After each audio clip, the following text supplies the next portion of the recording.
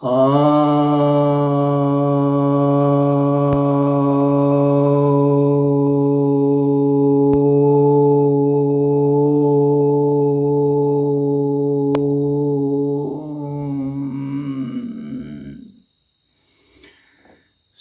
भक्तजनों को सप्रेम नमन। तो आज मैं आपको आपकी एक जिज्ञासा का समाधान लेकर के आया हूँ, और आपकी जो जिज्ञासा है, कई जिज्ञासाएं हैं, उसमें बारी बारी से देखता हूँ। एक जिज्ञासा है कि मोसाद से कैसे चूक हुई, हमास को अंजाम पहले से ही पता होगा, फिर पिटने के लिए युद्ध क्यों छेड़ा।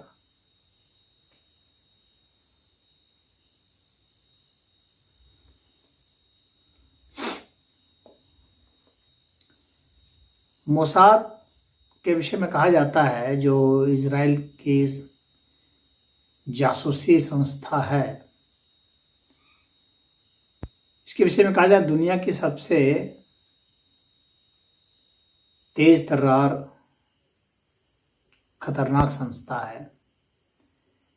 तो इससे भी कैसे चूक हो गई कि हमास ने हमला कर दिया।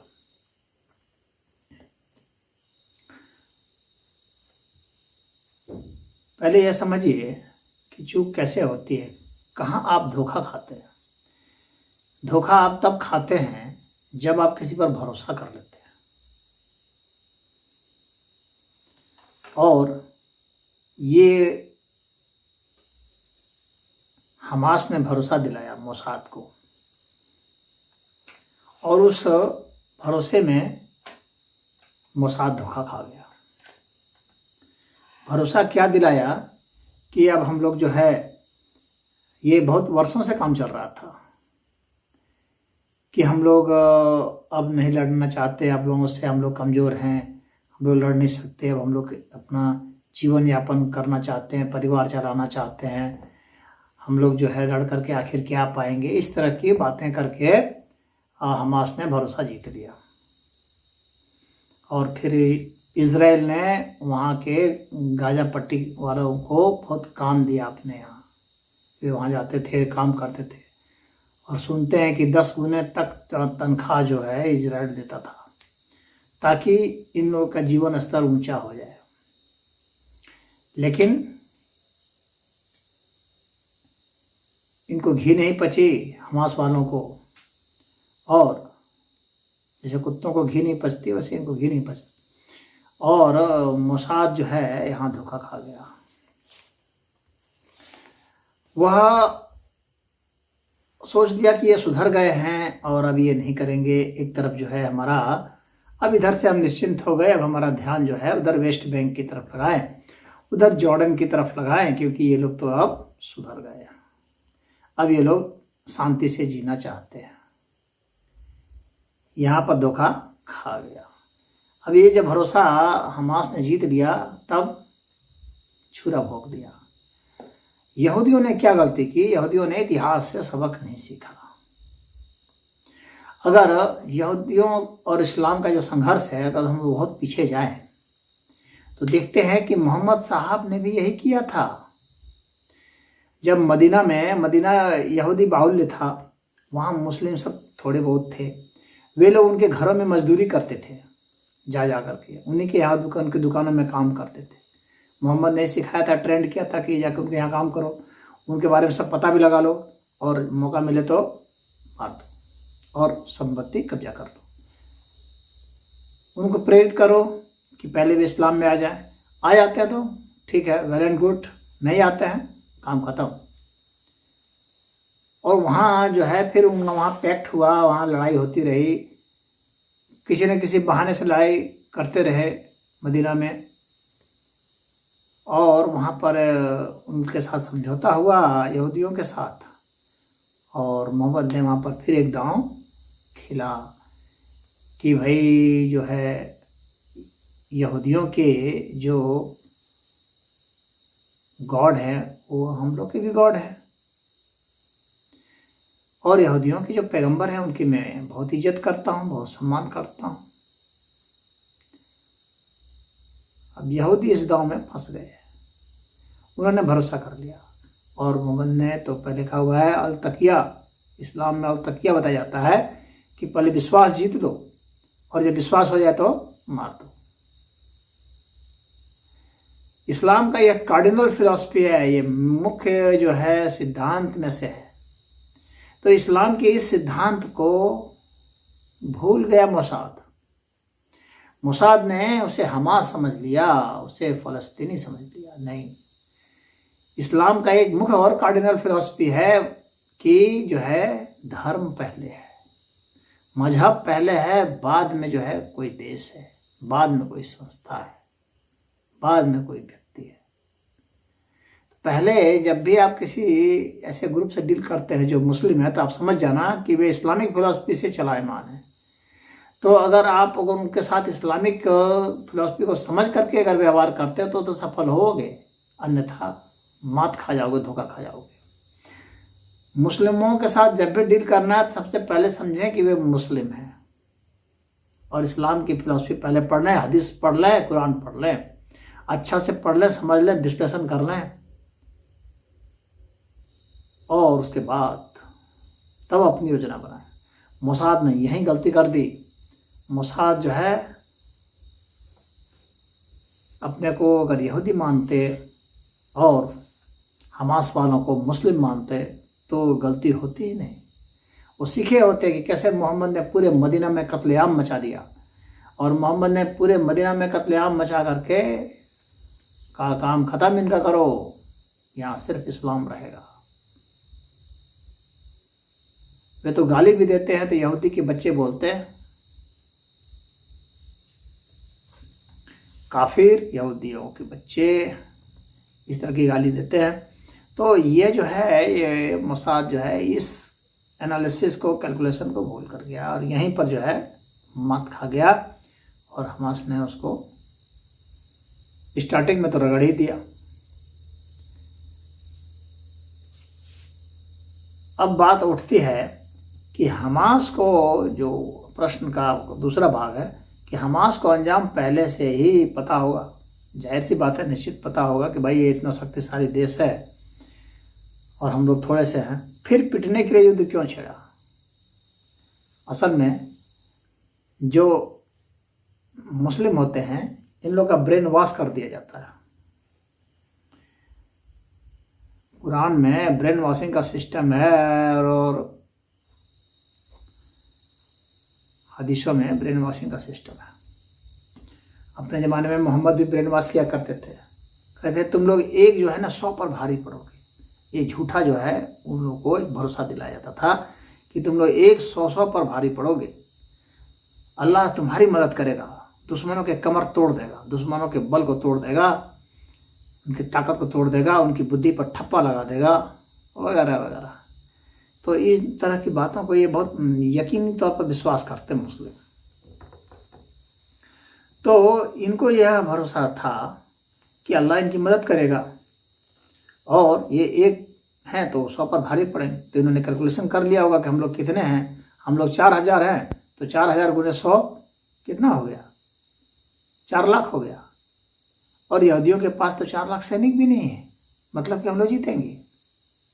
पहली बात तो ये हो गया कि 4000 ये लड़ाके हैं और यहूदियों के पास 4 लाख सैनिक भी नहीं है, तो ये जीत जाएंगे। एक कैलकुलेशन तो उन्होंने ये कर लिया, अल्लाह हम लोग के साथ है।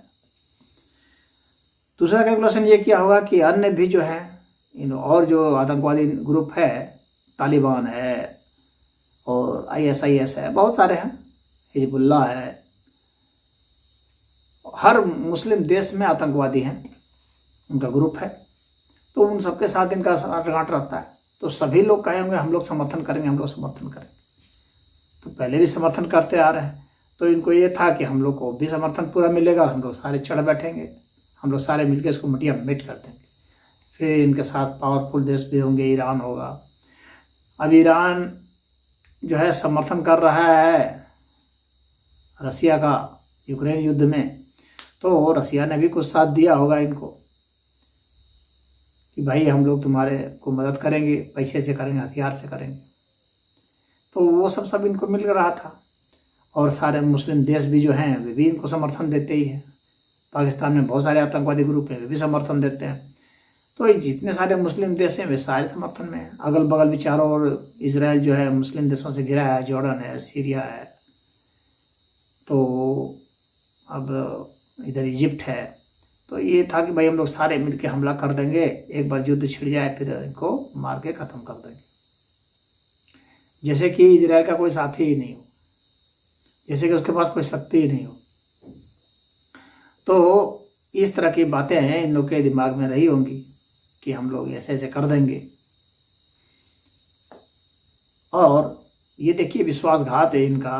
ये गाजा पट्टी वालों को, फ़लस्तीन को तो बहुत सारा एड मिलता है और ईसाई देशों से मिलता है, यहूदियों से भी मिलता है, और उसी के खिलाफ ये लड़ाई भी करते हैं। तो इनका यही है, ये एहसान कभी नहीं मानते, ये सदैव एहसान फरामोश होते हैं। ये कहते हैं कि मदद ले लो जितना लेना है, और यह नहीं मानेंगे कि आपने मदद किया। इस बात को भी ध्यान रखिए, ये इस्लाम की कार्डिनल फिलॉसफी है।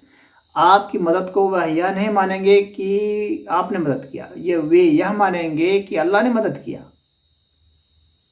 यानी आपका एहसान बिल्कुल ख़त्म, जीरो। तो जो फ़लस्तीन को बहुत सारे एड मिलते हैं जिससे कि उन लोग का खर्चा पानी सब कुछ चलता है, उसके भी खिलाफ चले जाएंगे ये धर्म के नाम पर। तो यूरोप से मिलता है, जर्मनी से, फ्रांस से, ब्रिटेन से, स्पेन, पुर्तगाल, इन सबसे मिलता है इनको, यूएसए से मिलता है। तो सबसे एड मिलता है और उन सब के विरुद्ध भी ये काम करते हैं। अब एड देने वाले की भी बुद्धि पर तरस आती है, उन्होंने भी अध्ययन नहीं किया है। आप मानवता के नाम पर लेंगे और वे इस्लाम के नाम पर लेंगे। आप मानवता के नाम पर देंगे और वे इस्लाम के नाम पर लेंगे, और आपके खिलाफ में मानवता को बिल्कुल भी वो महत्व नहीं देंगे। जब वे मारेंगे उस वक्त मानवता नहीं देखेंगे, उस वक्त वे कहेंगे ये काफिर है, इनको मारो। वे उस वक्त नहीं कहेंगे कि ये मानव है, मानवता करो, नहीं। जो ऐसा सोचता है वह मूर्ख है, क्योंकि इस्लाम की फिलॉसफी में वह नहीं है। और हर मुस्लिम जो इस्लाम की फिलॉसफी मानता है, इस बात को अच्छे से समझ लें। कितने भी आप चाहे उनको नौकरी दे दें या कुछ दें, हीरा मोती दें, उनके चरण रोज धो करके पिए, लेकिन वे नहीं मारेंगे। वे तो आपको मारेंगे ही मौका मिलेगा तो मोसाद से यहाँ गलती हुई और हमास से यहाँ गलती हुई। उन्होंने इजराइल की ताकत को कम आंक लिया, इजराइल के समर्थन को कम आंक लिया। एक बात। दूसरी बात, वो जो है